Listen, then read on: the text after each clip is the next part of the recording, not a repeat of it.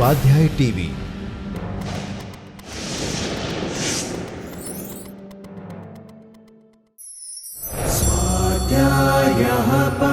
Doctor Baba Saheb Ambedkar open university.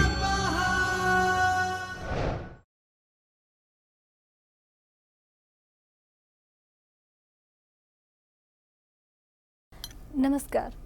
Doctor Baba Saheb Ambedkar open યુનિવર્સિટીમાં આપ સૌનું હાર્દિક સ્વાગત છે.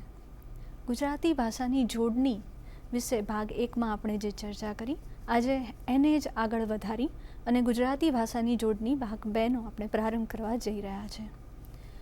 ગુજરાતીની જોડણી મુખ્યત્વે શબ્દમાં હસ્વ કે દીર્ઘ અક્ષરો ક્યાં આવે એના ઉપર આધાર રાખે છે. આપણે અગાઉ જોયું કે શબ્દો એક કે એકથી વધુ અક્ષરોના બનેલા હોય. ક્યારેક અક્ષર સંખ્યાને તો ક્યારેક શબ્દનો ઉદ્ભવ તેના મૂળને પણ લક્ષમાં રાખી જોડણીમાં દર્શાવાય છે. આજે આપણે અહીં હવે જોડણીના નિયમો વિશે વાત કરવા જઈ રહ્યા છીએ, ત્યારે ગુજરાત વિદ્યાપીઠ દ્વારા પ્રકાશિત સાર્થ જોડણી કોષને લક્ષમાં રાખીને લઈને આ જોડણીના નિયમોની વાત આપણે કરીશું. આમ પણ તમે જાણો જ છો કે આ જોડણી કોષ બનાવતી વખતે ગાંધીજીનો આદેશ હતો કે હવે પછી કોઈને સ્વેચ્છાએ જોડણી કરવાનો અધિકાર નથી. કારણ કે આપણે સૌ જાણીએ છીએ કે એ પહેલાં ગુજરાતી સાહિત્યમાં ગુજરાતી જોડણીના વિવિધ સ્વરૂપો હતા. એમ કહેવાય કે ગુજરાતી ભાષાની જોડણી ગુજરાતી બોલીઓ પર આધારિત હતી. આ જોડણી કોષને બનાવવાનું મુખ્ય કારણ જ એ છે કે એ જોડણી કોષ દ્વારા ગુજરાતી ભાષા પ્રત્યે લોકો જાગૃત થાય. આપણે જોયું, જોડણી એટલે ભાષામાં લિખિત સ્વરૂપમાં શબ્દોને કયા અક્ષરો કેવી રીતે લખવા, જોડવા, એની સર્વસામાન્ય સર્વશ્રીકૃત રીતને આપણે જોડણી કહીશું. હવે આપણે જોડણીના નિયમો વિશે ચર્ચા કરીએ. સંસ્કૃત તત્સમ શબ્દોની જોડણી મૂળ પ્રમાણે કરવી, એટલે કે જે તત્સમ શબ્દો છે સંસ્કૃતમાંથી સીધી સાદી રીતે, સરળ રીતે એને એ જ શબ્દો આપણી ગુજરાતી ભાષામાં આવ્યા છે એની વાત છે. તો એમાં ઉદાહરણ આપણે જોઈએ તો ગુરુ, મતિ, વિદ્યાર્થિની, વૃદ્ધ, પિયુષ, જિંદગી, નિમણૂક, ઉર્મિ, કીર્તિ, વર્તણૂક, આ બધા જે શબ્દો છે એ સંસ્કૃતમાંથી સીધા આવ્યા છે અને એની જોડણી આપણે સંસ્કૃતમાં જે રીતે લખાય છે એ જ રીતે કરવાની રહે. આ પછી ભાષામાં તત્સમ ઉપરાંત તદ્ભવ રૂપ પણ વપરાશમાં હોય તે બંને સ્વીકારવા. એટલે કે તમે અહીંયા સ્ક્રીન પર જોઈ રહ્યા છો કે પૂર્ણિમા અને એના માટે પૂનમ શબ્દ હોય, કઠિન અને કઠણ, નહીં અને નહીં, આમાં એક ભેદ તમે જોઈ રહ્યા છો. રસ્વઈ પણ છે અને દીર્ઘઈ પણ છે, પણ નહીંમાં એક બહુ મોટો અને બહુ જ ધ્યાન રાખવો જરૂરી ભેદ એ છે કે જ્યારે નહીંમાં તમે રસ્વઈ કરતા હો ત્યારે એના માથે અનુસ્વાર આવતું નથી, પણ જ્યારે નહીંમાં તમે દીર્ઘ ઈ કરો છો ત્યારે અનુસ્વાર એના માટે ફરજિયાત છે, તો જ એ સાચી જોડણી કહેવાય. એ જ રીતે રાત્રિ માટે રાત શબ્દ પણ વાપરીએ છીએ. 10 સ શ બંને સ વપરાય છે, કા લ અને કા અળ બંને વપરાય છે. એવી રીતે કર્મ અને કરમ, ભક્ત અને ભગત, આ બધા શબ્દો આપણે વાપરી શકીએ છીએ. આગળ જોઈએ તો ગુજરાતી પ્રત્યે લેતા વ્યંજનાંત શબ્દો ખોડા ન લખવા. વ્યંજનને અંતે તત્સમ શબ્દો ગુજરાતી પ્રત્યે લેતા હોય તો અકારાંત ગણીને લખવા. એટલે કે વિદ્વાન, પરિષદ, જગત, પશ્ચાતાપ, એમાં જે આપણે ખોડાની નીચે હલંતની જે નિશાની કરીએ છીએ એ આ શબ્દોમાં નહીં આવે. પરંતુ પશ્ચાત, કિંચિત, અર્થાત, સાક્ષાત એવા શબ્દો એકલા આવે, કોઈકની સાથે જોડાય ત્યારે ન આવે, પણ એકલા આવે ત્યારે એ ખોડા લખવા પડે. તેના પછી આવતો હોય એવો સ્વર સાથે લખતા, એટલે કે કવચિત જ પાછળ જોડાય છે તો એની અંદર એ હલંત, એ ખોડાનું નિશાન ન જ આવે. જ્યારે બીજા શબ્દો સાથે સમાસમાં આવે ત્યારે એમને વ્યંજનના અંતે લખવા. એટલે કે પશ્ચાતાપ, સાક્ષાત્કાર તમે સ્ક્રીન પર જોઈ રહ્યા છો.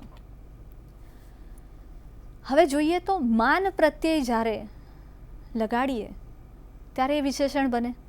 તો એ વિશેષણમાં આ રીતે શ્રીમાન, શક્તિમાન, કાંતિમાન, નીતિમાન, તમે આ બધા શબ્દોમાં એક કોમન વસ્તુ જોઈ શકો છો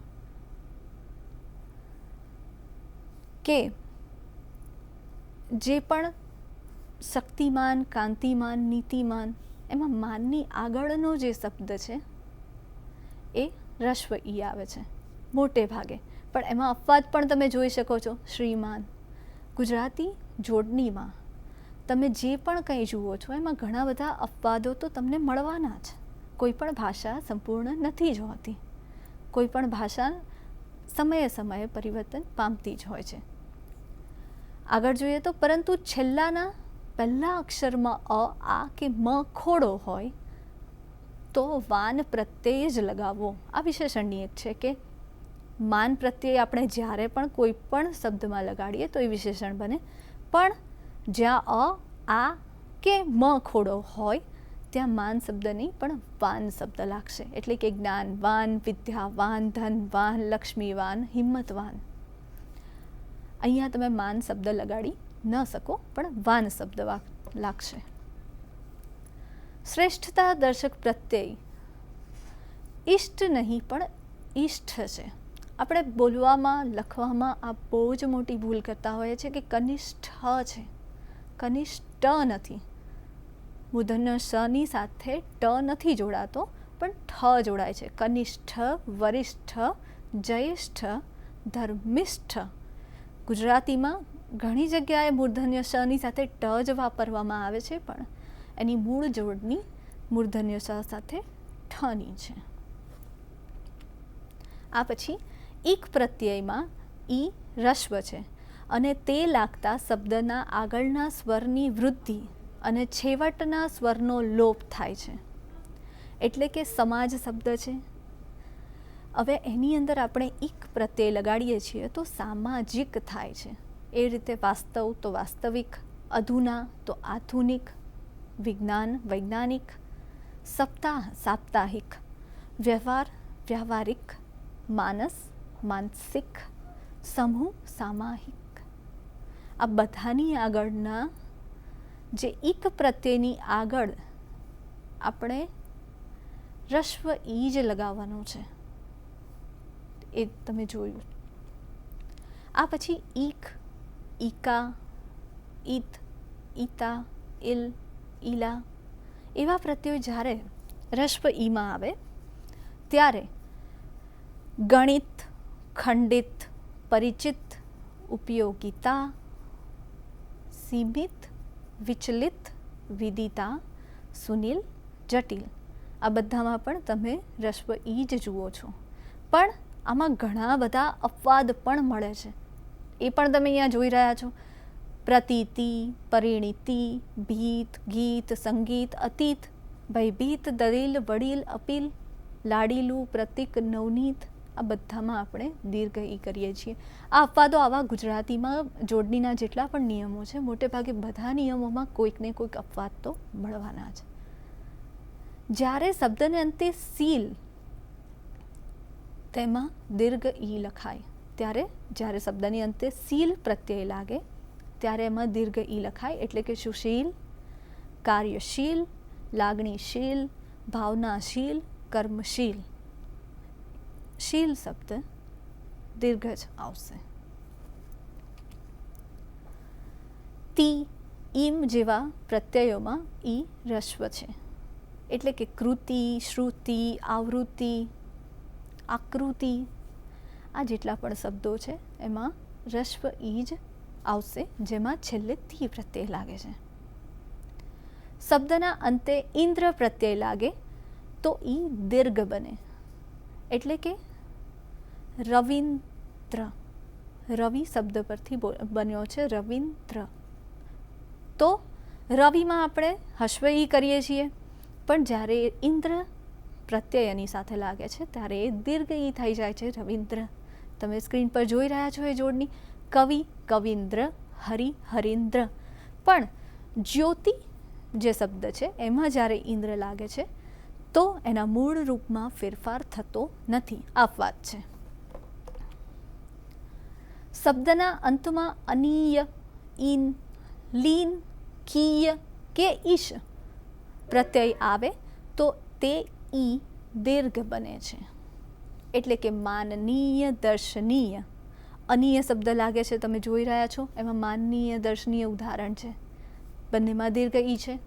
એ જ રીતે ઈન પ્રત્યય લાગ્યો છે તો પ્રાચીન, અર્વાચીન, દૂરબીન, નવીન. લીન પ્રત્યય લાગે તો મધ્યકાલીન, પૂર્વકાલીન, આપાતકાલીન. ઈ પ્રત્યયના ઉદાહરણ જોઈએ તો શાસ્ત્રીય, સ્મરણીય, પંચવર્ષીય. એ રીતે કીયના ઉદાહરણ જોઈએ તો વૈદકીય, રાજકીય, નાણાકીય, માળખાકીય. એ જ રીતે ઈશ પ્રત્યય લાગે તો શિરીષ, જગદીશ, દ્વારકાધીશ. આ બધામાં દીર્ઘ ઈ આવે. ઈશ પહેલાં દીર્ઘ ઈ લાગે. એમાં પણ અપવાદ તો છે જ. તો અપવાદ તમે જોઈ રહ્યા છો, કઠિન, મલિન, પુલીન, સક્રિય, ક્રિયા, પ્રક્રિયા, જ્યોતિષ, આશીષ, કોશિશ, માલિશ, અહર્નિશ. આ પછી આપણે જોઈએ તો શબ્દના અંતે ઈક્ષા, ઈક્ષક કે ઈક્ષણ પ્રત્યય હોય તો પણ દીર્ઘ ઈ બને. એટલે કે પરીક્ષા, દીક્ષા, નિરીક્ષા, પરીક્ષણ, સમીક્ષક, પરીક્ષક, સમીક્ષા. આ બધામાં આ પ્રત્યય જ્યારે પણ આવે ત્યારે દીર્ઘ ઈ લાગે. એ જ રીતે ઈના અંતવાળા શબ્દોમાં ન, ખોડો ન ની પહેલાં રસ્વ ઈ જ આવે. એટલે કે વિદ્યાર્થીની, નલિની, મૃણાલિની, રાગિણી, યોગિની. આમાં તમે નીચે એક બીજા મુદ્દામાં તમે નીચે જોઈ રહ્યા છો વિદ્યાર્થી લખ્યું છે. તો વિદ્યાર્થી એ દીર્ઘ ઈ છે, પણ ઉપર તમે જુઓ છો જ્યારે નની પહેલાં આવે છે ત્યારે વિદ્યાર્થીનીમાં થી જે છે એ રસ્વ ઈ થઈ જાય છે. આ નોંધવા જેવી બાબત છે મિત્રો.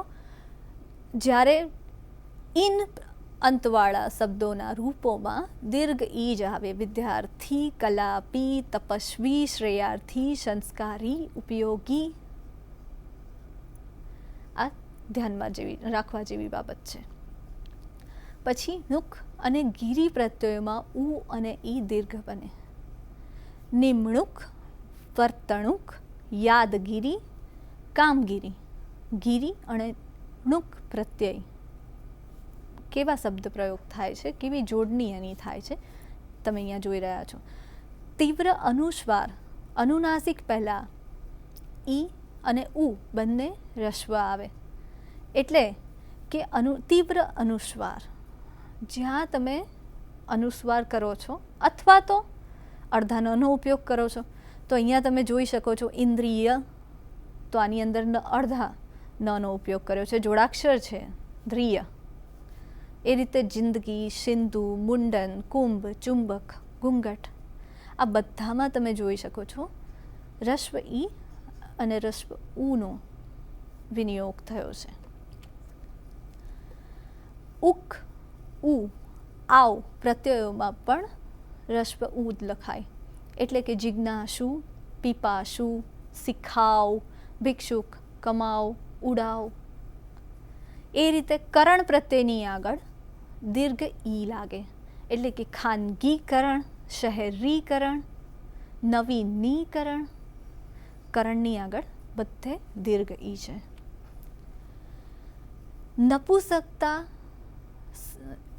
નપુંસક લિંગના જે વાક્યો છે, શબ્દો છે, એના અંતે અનુસ્વારવાળો ઉ આવે. તો અહીંયા તમે જોઈ શકો છો આંગણું, કોળિયું, ઝૂંપડું, બારણું, જીવડું, ચોગડિયું, પરબીડિયું, અઠવાડિયું, રળિયામણું, ચામાચીડિયું. આ બધામાં છેલ્લે હસ્વ ઉ આવે છે, પણ બધાને માથે મીંડું છે. કેટલાક ઢને બદલે હ અને ડને છૂટા પાડીને લખે છે.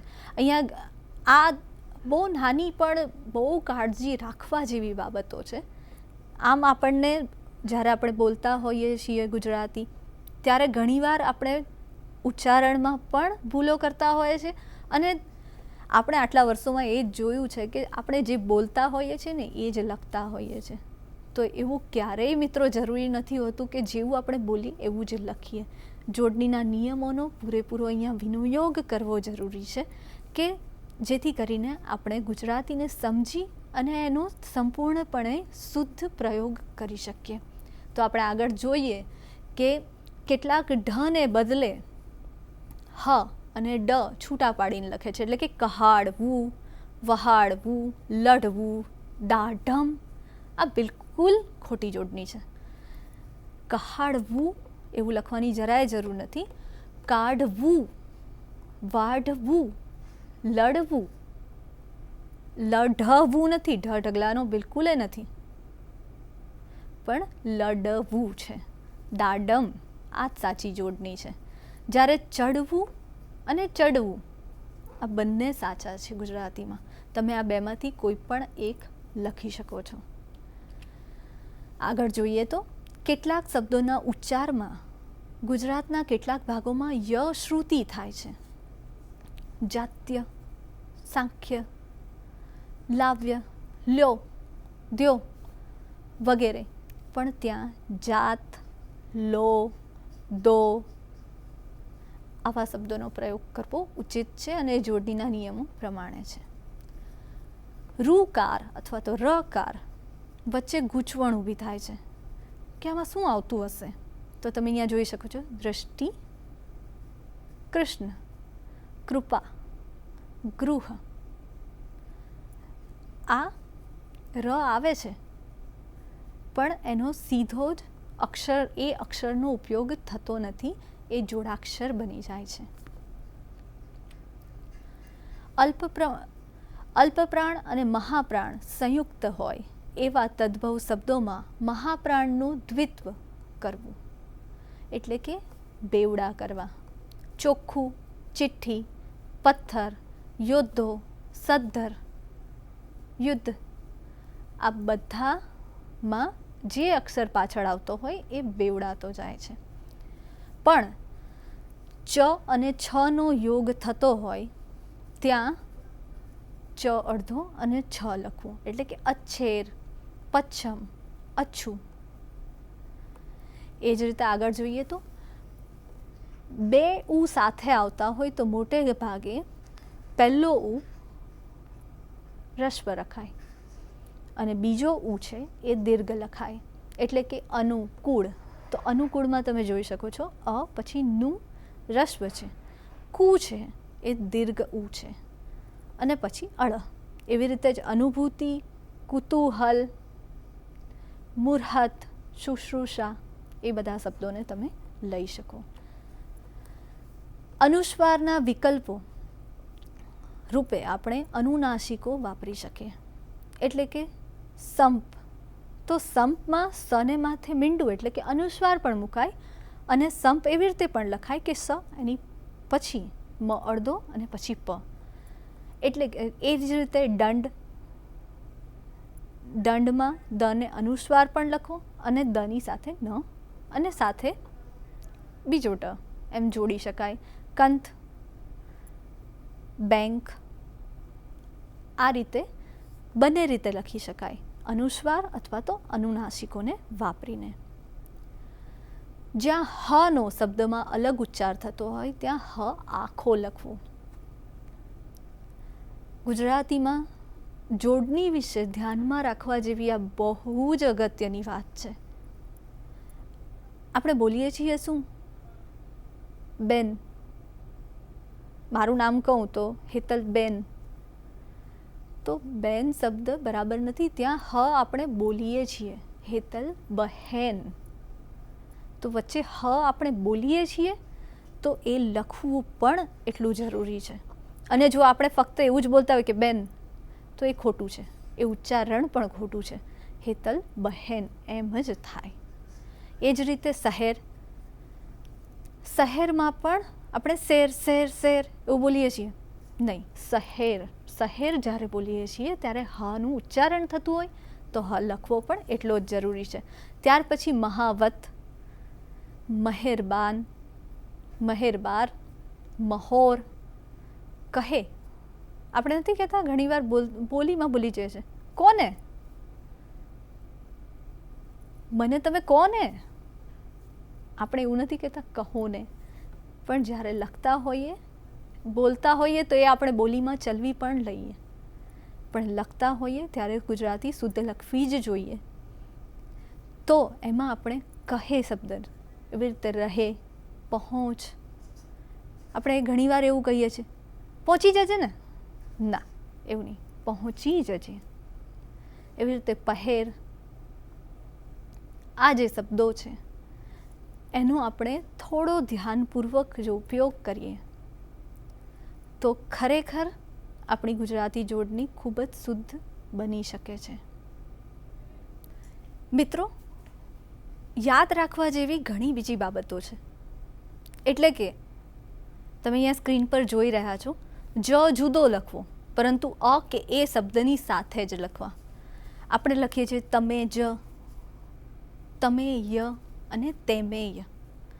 તમે જ જ્યારે લખીએ જ જુદો લખાય, પણ તમે ય, મને આશા નહોતી કે તમે આવું કરશો, એમાં ય સાથે આવે. બીજું એક વાક્ય લઈએ તો તમે જ મારી સાથે આવવાના છો, તો જ અલગ છે, બોલીએ પણ અલગ છે, લખીએ પણ અલગ છે. આપણે લખીએ તો પણ, જો કે, આ જે જોડકણા છે એ બધા સાથે લખાય. આવજો એ પણ સાથે લખાય, એમાં જ છે એ સાથે જ લખાય અને છૂટો ન પાડી શકાય. કેમ કે, કારણ કે, કેમ કે, એમાં જે કે છે એ હંમેશા જુદો જ લખવો. આ નાની નાની બાબતો પણ ખૂબ ધ્યાનમાં રાખવા જેવી બાબતો છે, જેનો ઉપયોગ મને આશા છે કે આ જાણ્યા પછી તો તમે ચોક્કસ કરશો.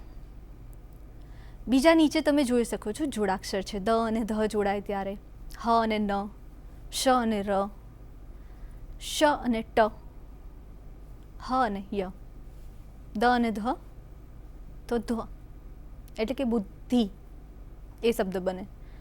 હ અને ન ચિહ્ન, સ અને ર તો સહસ્ત્ર, સ મૂર્ધન્ય શ અને ટ વિશિષ્ટ. આવા જે શબ્દો છે, આપણે ઇંગ્લિશમાં એક શબ્દ વાપરીએ છીએ અંગ્રેજીમાં હ્યુમન, તો એમાં જે છેલ્લું જોઈ રહ્યા છો ને હ અને ય, એનું જોડાક્ષરથી બને છે હ્યુમન. એ જ રીતે આગળ જોઈએ તો એકાક્ષરી શબ્દો સામાન્ય રીતે દીર્ઘ હોય, એટલે ઘી, શ્રી, સ્ત્રી, જુ, લુ, ભૂ, કંઈ પણ બોલો, એકાક્ષરી અક્ષર જ્યારે હોય તો મોટે ભાગે એ અક્ષરો દીર્ઘ જ હોય. જોડાક્ષર પહેલાંનો અક્ષર રસ્વ હોય, એટલે કે કિલ્લો, કિસ્સો, જિલ્લો, સિક્કો, ઇસ્ત્રી, કિસ્મત, મુક્કો, વૃદ્ધ, હુન્નર, ફુગ્ગો, મુઠ્ઠી, કુસ્તી. આ બધામાં તમે જુઓ છો રસ્વ ઈ જ છે ને રસ્વ ઉ જ છે. જે પહેલો અક્ષર હોય, જોડાક્ષર પહેલાંનો જે અક્ષર હોય એ રસ્વ ઈ અને રસ્વ ઉ જ હોય મોટે ભાગે. 4 કે તેથી વધુ અક્ષરના શબ્દોમાં સામાન્ય રીતે પ્રથમ અક્ષર રસ્વ આવે. નિસરણી, નિખાલસ, નિસ્બત, મિલકત, બિલકુલ, શિખામણ. આ બધામાં તમે જોઈ શકો છો કે આ 4 અક્ષરના અક્ષરો છે અને પહેલો અક્ષર બધામાં રસ્વ ઈ જ છે. એ જ રીતે ગુજરાત, ઉજવણી, મુસાફર, ગુજરાન, પુરવઠો, કુદરત, એ બધામાં રસ્વ ઉનો જ ઉપયોગ કરવામાં આવ્યો છે. શબ્દના અંતે આવતા અનુસ્વારવાળા ઈ દીર્ઘ હોય, એ જ રીતે ઉ હોય તો એ રસ્વ હોય. તો દહીં, અહીં, તહીં, મહીં, એ બધામાં શબ્દના અંતે દીર્ઘ ઈનો જ ઉપયોગ થાય. અને એ જ રીતે જ્યારે તું, છું, હું, શું, નું, તો એમાં હસ્વ ઉનો ઉપયોગ થાય. જે પ્રત્યયોમાં ઈ કે ઉ લાગ્યા હોય તેની જોડણી નીચે પ્રમાણે કરવી. તમે અહીંયા જોઈ શકો છો અધિ. અધિ શબ્દનો જ્યાં પણ ઉપયોગ થાય એ પ્રત્યય પૂર્વ પ્રત્યય જોડાય. તો અધિક, અધિકાર, અધિકરણ, અધિવેશન, એમાં અપવાદ છે ને બહુ જ ધ્યાનમાં રાખવા જેવા અપવાદ છે કે અધિક્ષક, અધીત, અધીન આપણે જ્યારે બોલતા હોય, લખતા હોય ત્યારે એમાં દીર્ઘ ઈ જ આવે છે. જ્યારે મોટે ભાગે આ કોમ્બિનેશન હોય, આ જોડાણ હોય અધિવાળું, પૂર્વ પ્રત્યે લાગ્યો હોય, ત્યાં રસ્પ ઈ જ આવે. એ જ રીતે અભિષેક, અભિજીત, અભિરુચિ, અભિજાત, એમાં પણ અપવાદો તો છે. અભિષ્ટ અને અભિપ્સા તમે અહીંયા જોઈ રહ્યા છો, એ અપવાદ છે. પણ મોટે ભાગે જ્યાં જોડાય ત્યાં રસ્પ ઈ જ આવે. આવિષમાં આવિષ્કાર, આરવી ભાવ, એવી રીતે વિશાળ, વિવેક, વિચાર, વિનિયોગ, વિયોગ આવી પૂર્વ પ્રત્યે લાગે છે. એ રીતે અનુપૂર્વ પ્રત્યે અનુસ્વાર, અનુસંધાન, અનુરૂપ, અનુબંધ. બીજા જોઈએ તો નિશ, તો એમાં પણ નિશાન, નિધિ, નિકટ, નિશંક, નિસ્વાર્થ, નિષ્ઠા, નિર્ણય, નિષ્પાપ, નિશ્ચિત, આ બધામાં તમે જોઈ શકો છો રસ્પ ઈ જ છે. પરિપૂર્વ પ્રત્યય હોય તો પરિણય, પરિવાર, પરિચય, પરિવર્તન, એમાં અપવાદ છે. પ્રતીતિ, પ્રતીક, પ્રતીક્ષા, એ અપવાદો છે. એવી રીતે શીલ પ્રત્યય આપણે આગળ જોઈ ગયા કે શીલ પ્રત્યય જ્યાં પણ લાગે ત્યાં દીર્ઘ ઈ જ હોય તો શીલ, કાર્યશીલ, લાગણીશીલ, વિચારશીલ, સુશીલ. એ રીતે મતિ અને વતી, શ્રીમતી, ભાનુમતી, રૂપમતી, લીલાવતી, પાર્વતી, ભગવતી, સરસ્વતી.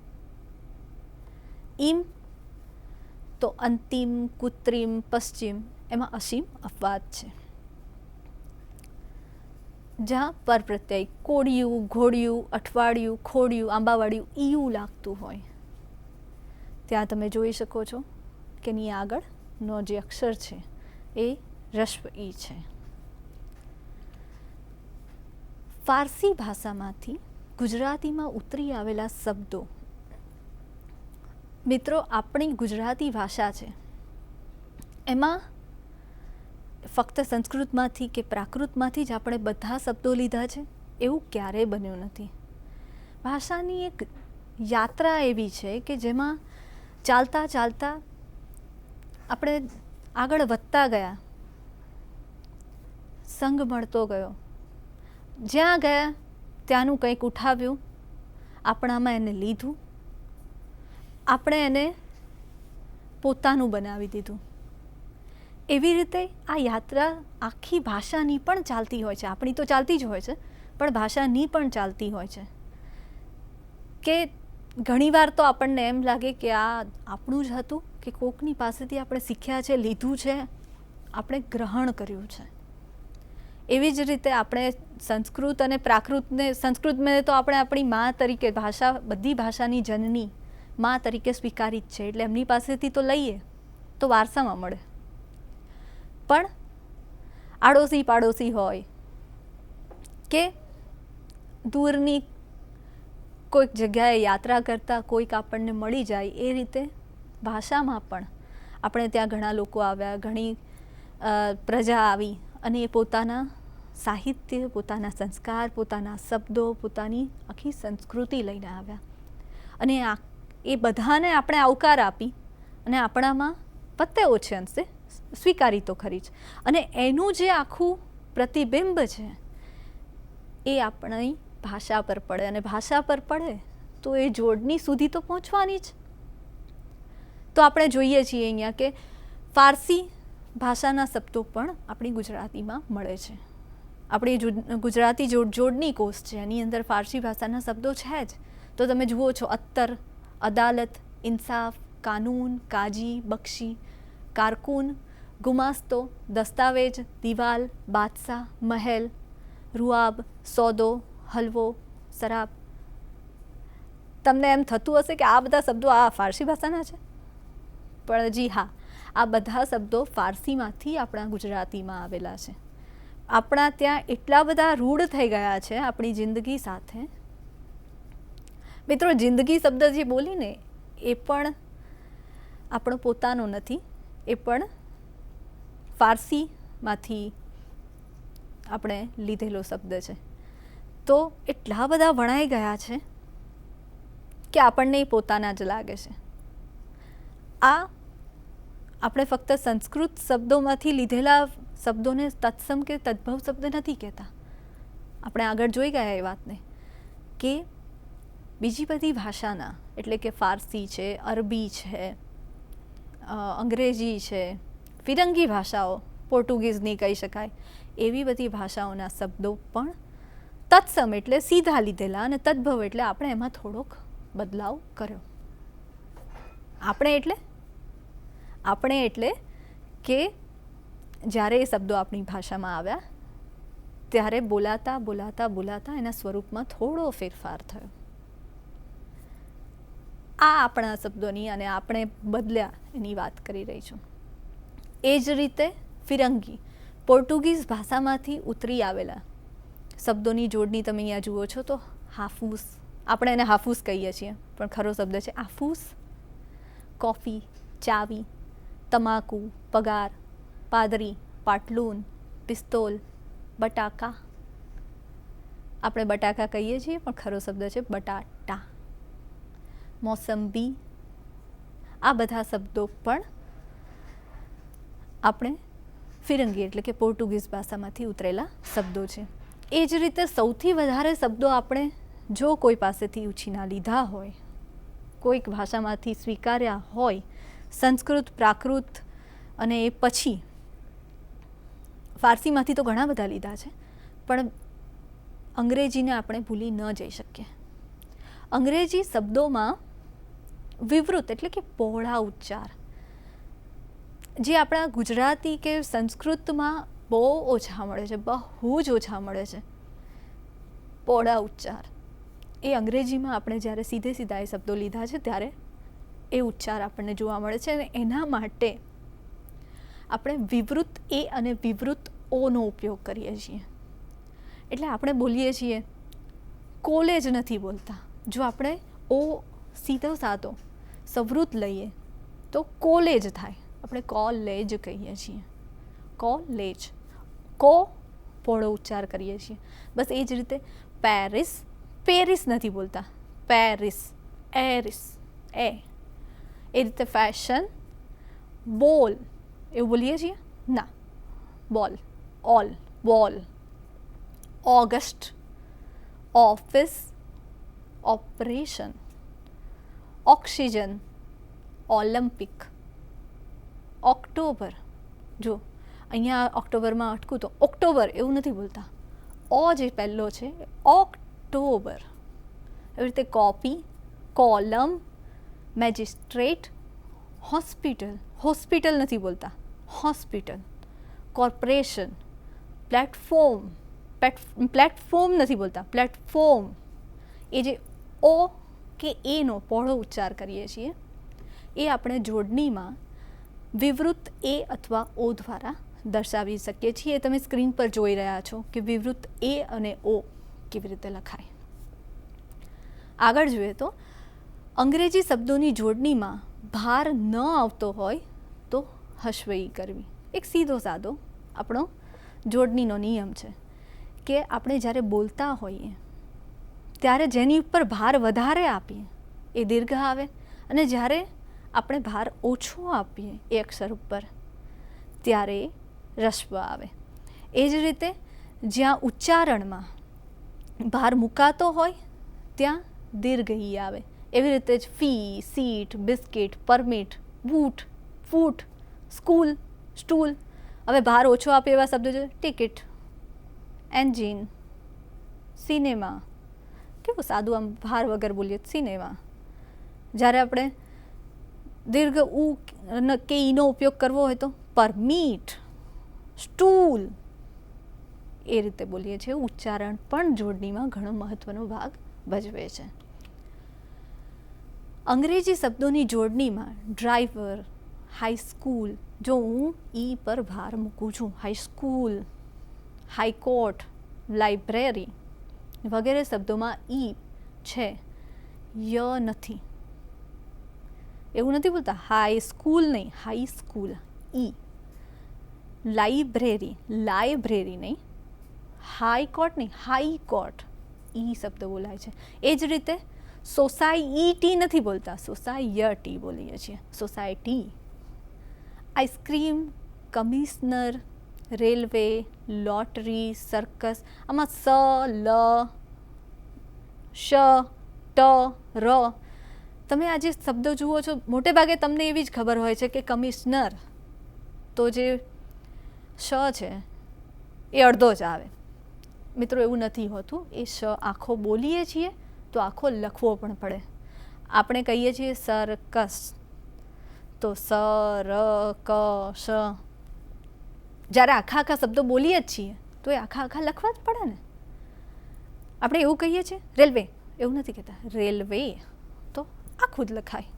એ રીતે લોટરી, આઈસ્ક્રીમ. આ થોડી થોડી બાબતોનું તમે ધ્યાન રાખવા જેવી છે.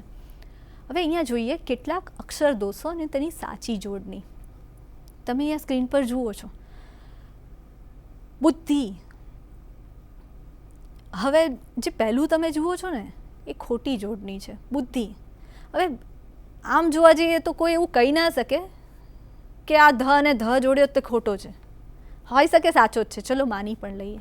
પણ જ્યારે ગુજરાતી ભાષામાં જોડાક્ષરની વ્યવસ્થા છે અને ધ અને ધ જોડાય તો એ જોડાક્ષરના માટે અલગ અક્ષર આપ્યો છે, તો આપણે શા માટે ધને અડધો કરી અને એની સાથે જોડવું? જે જોડાક્ષર માટેનો અક્ષર આપ્યો છે આપણે એનો પ્રયોગ કરવો જ જોઈએ ને. એ જ રીતે અશુદ્ધ કે અશુદ્ધિ. ચિહ્ન, ચિહ્નમાં પણ ન અડધું શા માટે જોડવું? જ્યારે ન અડધો અને હ જોડાય ત્યારે જે જોડાક્ષર બને એ અક્ષર આપણા ત્યાં અલગથી આપેલ છે, તો પછી એનો જ ઉપયોગ કરવો. એ રીતે આપણે એવું કહીએ છીએ આ તો અમે મરવાના, મળવાની જગ્યાએ આપણે મરવાના. આખો મિનિંગ બદલાઈ જાય છે, આખો અર્થ બદલાઈ જાય છે. આજે આપણે મરવાના એટલે કે મૃત્યુ પામવાના, અને આજે આપણે મળવાના, તો આજે આપણે મુલાકાત કરીશું. એટલે આ ર અને અળની વચ્ચેનો ભેદ છે એ પારખવો પણ એટલો જરૂરી છે. પછી ઉજ્જવળ, આપણે એવું નથી બોલતા, આપણે ઉજ્જવળ બોલીએ છીએ. જ અને જ આવે, જોડાક્ષર બને. એ રીતે યાદદાસ્ત, સ બોલીએ છીએ તો લખવો પડે, અડધો તો અડધો પણ લખવો તો પડે ને. યાદદાસ્ત. દ, દ્રષ્ટિમાં દ ખોડો નથી, દૃષ્ટિ છે, ર જોડાય છે તો દૃષ્ટિ આવે. એ રીતે ગ્રહસ્થ નથી, ગૃહસ્થ છે. પૃથક નહીં, પૃથક છે. બ્રાહ્મણ તો બ્રાહ અને મ જોડાય છે ત્યારે બ્રાહ્મણ બને છે, એ અક્ષરનો ઉપયોગ કરવો જોઈએ. આહ્લાદ. વૃત્તાંત, વૃત્તાંતમાં એક વસ્તુ ખાસ યાદ રાખો વિદ્યાર્થી મિત્રો કે ત અને ત જોડાય છે તો જે નાનો બીજો ત એક તની સાથે જોડાય છે એની અડધો આમ ત ખાલી એની દાંડી કાપી ના નાખતા એક નાની લીટી આગળ કરવાની વ્યવસ્થા છે જોડણીના નિયમોમાં, તો એનો ઉપયોગ કરવો જોઈએ. નાળિયેર નથી, નાળિયેર છે. અળનો ઉપયોગ કરવો પડે. જેવી રીતે આપણે રની જગ્યાએ અળ વાપરીએ છીએ, તો એ રીતે સૌથી વધારે ભૂલો થવાની સંભાવના લ અને અળમાં છે. લની જગ્યાએ આપણે અળ, અળની જગ્યાએ લ, એવા ઘણા બધા શબ્દોમાં આપણે પ્રયોગ કરીએ છીએ. કેટલાક નમૂનારૂપ સંધિ દોષો તમે જુઓ છો અહીંયા. પુનરાવલોકન, પુનરવલોકન, પુનર વત્તા અવલોકન છે. એટલે પુનરાવલોકન નથી, પુનરવલોકન અ છે, અવલોકનનો અ છે. પુનરોદ્ધાર આપણે કહીએ છીએ પણ સાચો શબ્દ પુનર વત્તા ઉદ્ધાર છે. ઉદ્ધાર છે તો પુનરુદ્ધાર આવે ને, રો ક્યાંથી થઈ ગયો? પુનરુદ્ધાર. એવી રીતે દુષ્કાળ તો પ્લસ કાળ, તો મૂર્ધન્ય શ અડધો આવે છે, દુષ્કાળ.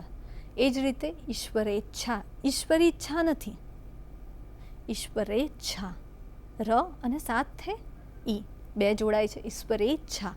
નિષ્કપટ, તો નિષ્કપટમાં પણ સંધિ જ્યારે જોડાય છે ત્યારે મૂર્ધન્ય શનો ઉપયોગ આપણે કરીએ છીએ, નિષ્કપટ. હવે અહીંયા ઘણા શબ્દો આપણે રોજિંદા જીવનમાં વાપરીએ જ છીએ, ઘણા શબ્દોનો ઉપયોગ કરીએ છીએ, ઘણા શબ્દોને આપણે એમ કહીએ કે હાલતા ચાલતા વાપરીએ છીએ. પણ એવા શબ્દોને જ્યારે જોડણીમાં લખવાની હોય ત્યારે ઘણીવાર નાની નાની પણ ગંભીર ભૂલો કરતા હોઈએ છીએ. તો આ જે ભૂલો ના થાય અને જે રોજિંદા વ્યવહારમાં વારે વારે આપણે પરીક્ષાઓ જે આપીએ છીએ એમાં કે રોજિંદા વ્યવહારમાં, અથવા તો એક નાનો આપણે પત્ર લખતા હોઈએ, કોઈકને સંબોધિત કોઈક પત્ર લખતા હોઈએ, કોઈ નોટ લખતા હોઈએ, નોંધ લખતા હોઈએ, ત્યારે ઉપયોગમાં આવે એવા શબ્દોનું અહીં તમારી સમક્ષ મેં આ લિસ્ટ રજૂ કર્યું છે, જે આપને ભવિષ્યમાં જોડણીના નિયમો વિશે પણ જ્ઞાન આપશે, જે આપને ભવિષ્યમાં સાચી જોડણી લખવા તરફ પ્રેરશે અને તમે સાચી જોડણી લખતા થાઓ, એ આશયથી આ લિસ્ટ આપવામાં આવ્યું છે. અહીંયા બહુ ઓછા શબ્દો મૂક્યા છે આપના માટે, પણ જેમાં સૌથી વધારે ભૂલો થવાની સંભાવના છે. આપણને એમ જ લાગે છે કે આપણે સાચી જોડણી લખીએ છીએ, પણ કદાચ એક રસ્વ એક દીર્ઘ એનો ભેદ પડતો હોય, કાં આપણી પાસે 3 શ છે, શ, શ, સ, એનો ભેદ પડતો હોય. મેં હમણાં જ કહ્યું એ રીતે ર, અળ, લ, એવો કોઈ ભૂલ થતી હોય આપણાથી, તો એ સુધારી શકાય, એ આશયથી આ લિસ્ટ, આ આખી સૂચિ તમને આપવામાં આવી છે, જેનો અભ્યાસ આપ ચોક્કસથી કરજો અને કરશો એવી આશા છે જ. અને આ જોડણીના નિયમોનો અભ્યાસ કરી અને તમે સાચી જોડણી લખતા થશો. આ સાથે છેલ્લી એક વાત કે કોઈ પણ ભાષા એ નદીના પ્રવાહની જેમ હોય છે. નદી જેમ નીકળે એની સાથે બધું લેતી જાય. કોઈ જગ્યાએ મેદાનમાં વહે, કોઈ જગ્યાએ નાના ખડક પરથી ઝરણું બની જાય. એ જ રીતે ભાષાનો પ્રવાહ છે. આજુબાજુનું બધું આવરી લેવાની એનામાં ક્ષમતા છે. એ ક્ષમતાની સાથે આગળ વધતી હોય છે, એટલે પરિવર્તનશીલ હોય છે. એનો ઘાટ એને શબ્દોમાં તમે બાંધી ન જ શકો. અને જેમ જેમ સમય સમયે પરિવર્તન પામતી હોય છે એમ ઘણા ફેરફારો આવતા પણ રહે છે. હા, ગાંધીજીએ કહ્યું છે કે હવે પછી કોઈને અલગથી જોડણી કરવાનો અધિકાર નથી, સ્વેચ્છાએ જોડણી કરવાનો અધિકાર નથી. પણ જે નવા નવા શબ્દો આપણે આયાત કરતા હોઈએ છીએ બીજી ભાષામાંથી, એ તો આવતા જ રહેવાના, એનો ઉપયોગ થતો રહેવાનો. આપણે જેમ જેમ વિશ્વમાં ગતિ કરીશું તેમ તેમ આપણે નવી ભાષાઓ, નવી બોલીઓ અને નવા નવા ભાષાકીય વિકાસમાંથી પસાર થઈશું. અને ત્યારે ભાષા પરિવર્તન પામવાની જ છે. અને એ પરિવર્તન એ આપણા હિતમાં પણ હશે. એટલે મિત્રો, હું આટલા બધા જોડણીના નિયમો આપની સમક્ષ રજૂ કરું છું, મોટે ભાગે જોડણી એ આધારે જ હોય છે, અપવાદો હોય જ એમાં. છતાં પણ હવે જ્યારે પણ ગુજરાતી ભાષાની જોડણી વિશે મનમાં કાંઈ પણ શંકા ઉદ્ભવે, કોઈ પણ શંકા ઉદ્ભવે,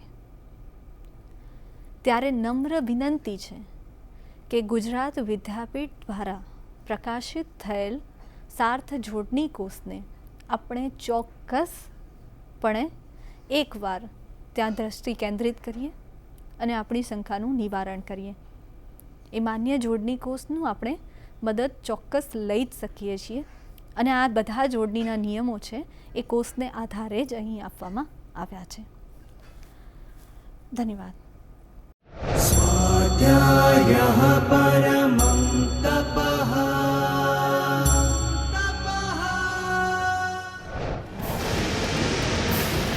સ્વાધ્યાય ટીવી